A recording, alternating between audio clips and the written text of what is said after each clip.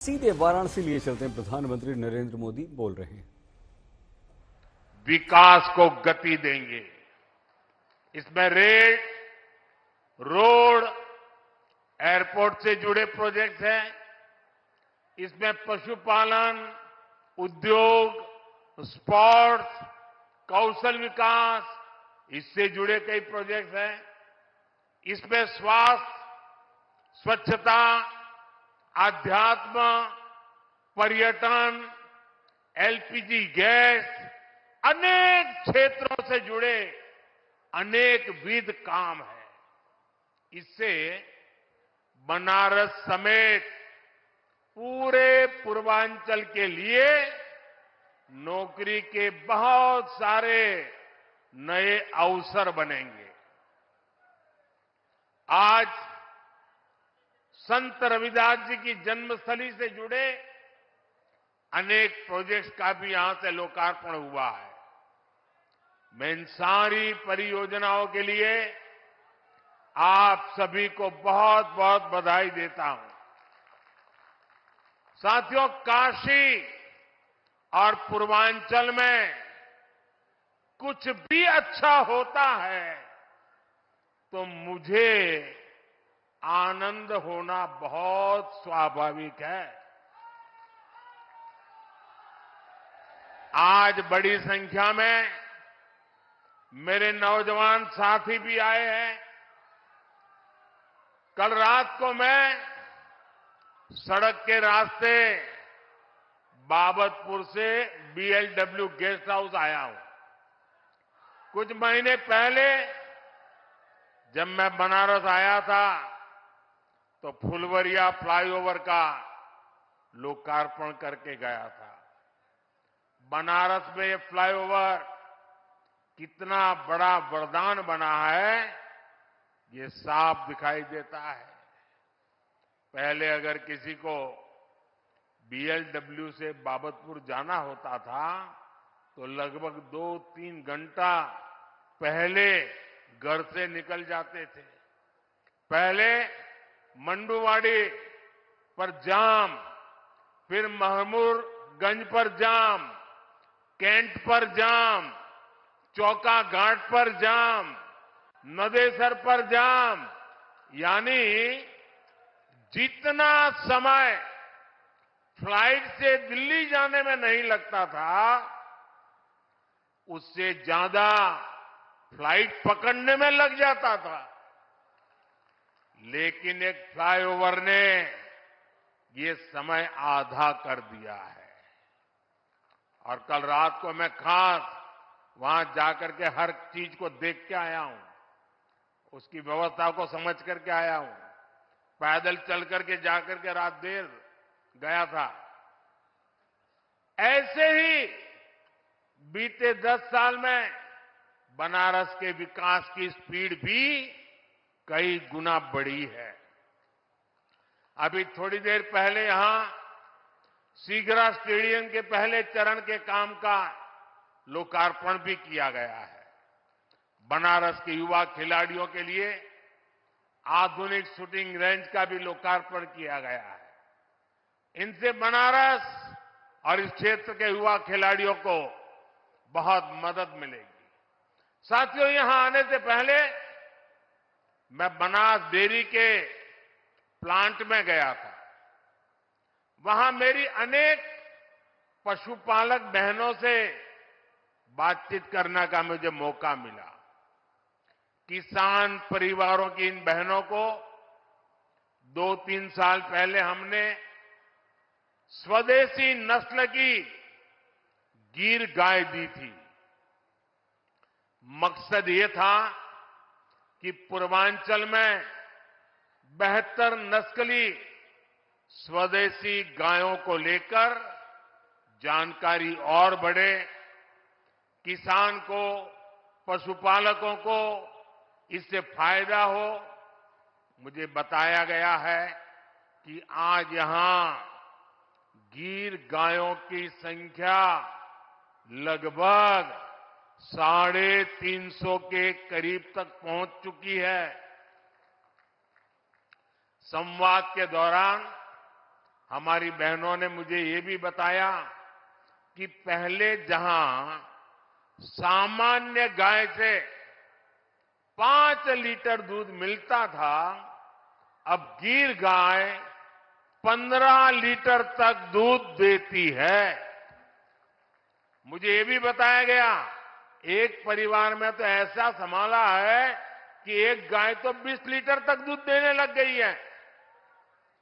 इससे इन बहनों को हर महीने हजारों रुपयों की अतिरिक्त कमाई हो रही है।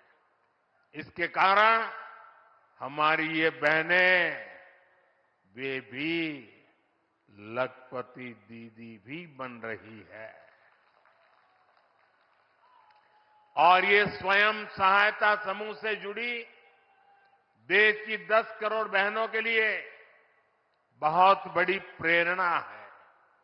साथियों, बनास डेयरी प्लांट का शिलान्यास मैंने 2 वर्ष पहले किया था।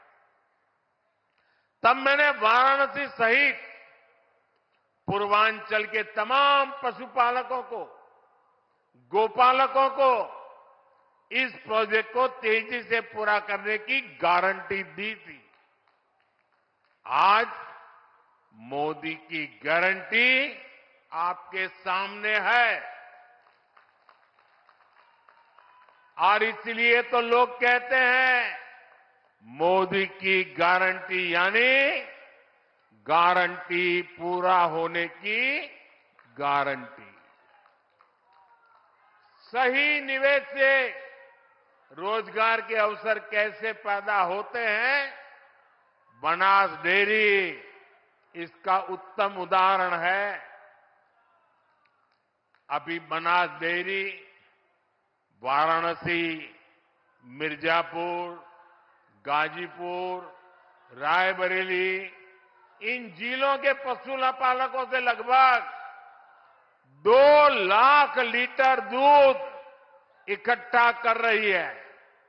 इस प्लांट के चालू होने से अब बलिया, चंदौली, प्रयागराज, जौनपुर और दूसरे जिलों के लाखों पशुपालकों को भी लाभ होगा।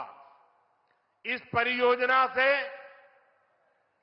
वाराणसी, जौनपुर, चंदौली, गाजीपुर, आजमगढ़ जिलों के 1000 से ज्यादा गांवों में दुग्ध मंडियां बनेगी।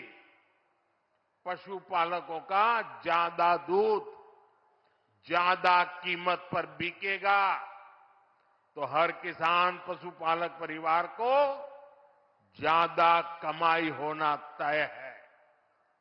ये प्लांट किसानों, पशुपालकों को बेहतर पशुओं की नस्ल और बेहतर चारे को लेकर भी जागरूक करेगा, प्रशिक्षित करेगा। साथियों, इतना ही नहीं, ये बनास काशी संकुल रोजगार के भी हजारों नए अवसर बनाएगा, अलग अलग कामों में रोजगार बनाएगा। एक अनुमान है कि इस संकुल से पूरे इलाके में 3 लाख से ज्यादा किसानों की आय बढ़ेगी। यहां दूध के अलावा छाछ, दही, लस्सी, आइसक्रीम, पनीर और अनेक प्रकार की स्थानीय मिठाइयां बनेगी। इतना कुछ बनेगा तो इन्हें बेचने वालों को भी तो रोजगार मिलने वाला है।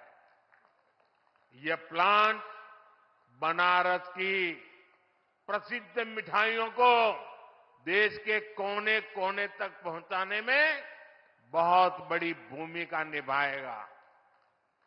दूध के ट्रांसपोर्टेशन से जुड़े कारोबार में भी अनेक लोगों को रोजगार मिलेगा।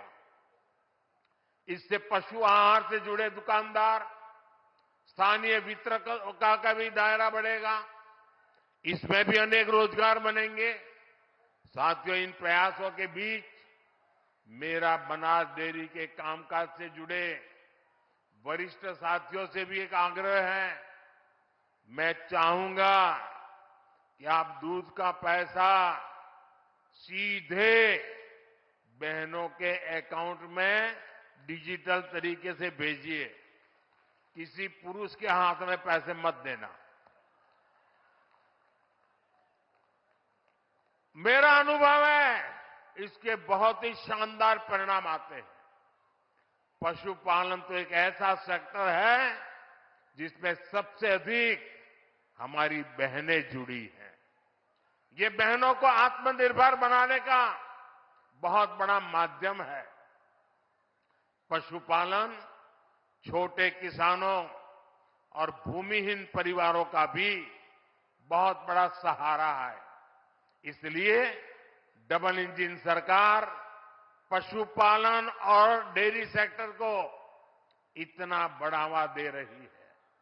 साथियों, हमारी सरकार अन्नदाता को ऊर्जादाता बनाने के साथ ही अब अन्नदाता को उर्वरक दाता बनाने पर भी काम कर रही है। उर्वरक दाता बने।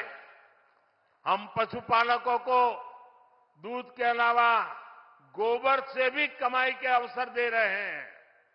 हमारे जो ये डेयरी प्लांट है, इनमें गोबर से बायो सीएनजी बने और इस प्रक्रिया में जो जैविक खाद है वो कम दाम पर किसानों को मिले, इस पर काम हो रहा है।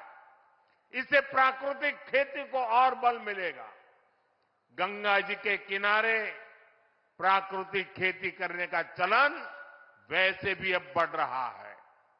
आज गोवर्धन योजना के तहत गोबर हो, दूसरा कचरा हो, उससे बायोगैस, बायो सीएनजी बनाई जा रही है। इससे साफ सफाई भी रहती है और कचरे का पैसा भी मिलता है।